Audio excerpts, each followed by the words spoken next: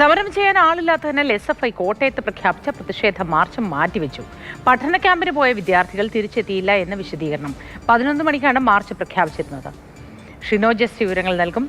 ഷിനോജ, ഈ പാർട്ടിയുടെ സമരത്തിൽ പങ്കെടുക്കാൻ പോലും ആളെ കിട്ടാത്തൊരവസ്ഥയിലാണോ ഇപ്പോൾ ഉള്ളത് SFI?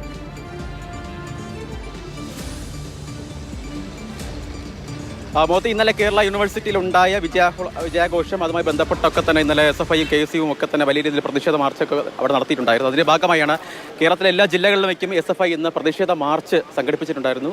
കോട്ടയത്തും ഇത്തരത്തിലൊരു പ്രതിഷേധ മാർച്ച് SFI ജില്ലാ കമ്മിറ്റി പ്രഖ്യാപിച്ചതാണ്. രാവിലെ 11 മണിക്ക് കോട്ടയം SP-യുടെ ഓഫീസിലേക്കാണ് മാർച്ച് പ്രഖ്യാപിച്ചിട്ടുണ്ടായിരുന്നത്. അതിനുവേണ്ടി ഏകദേശം 10:30 കൂടി തന്നെ നമുക്ക് ദൃശ്യങ്ങൾ കാണാവുന്ന തരത്തിൽ ഈ ബാരിക്കേഡ് ഉൾപ്പെടെ പൂർണ്ണമായും ഈ KK റോഡിൽ നിരത്തി ഈ ഗതാഗതം ഉൾപ്പെടെ തടങ്ങിയിട്ടുണ്ട്.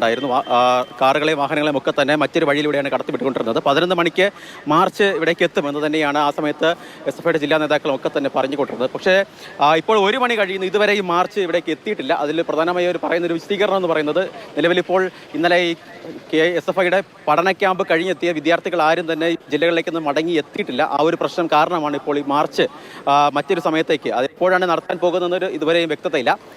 നിലവിലിപ്പോൾ മറ്റൊരു സമയത്തേക്ക് മാറ്റി വച്ചിരിക്കുന്നു എന്നാണ് SFIയുടെ ഭാഗത്ത് നിന്ന് വന്ന വിശദീകരണം എന്ന് പറയുന്നത്.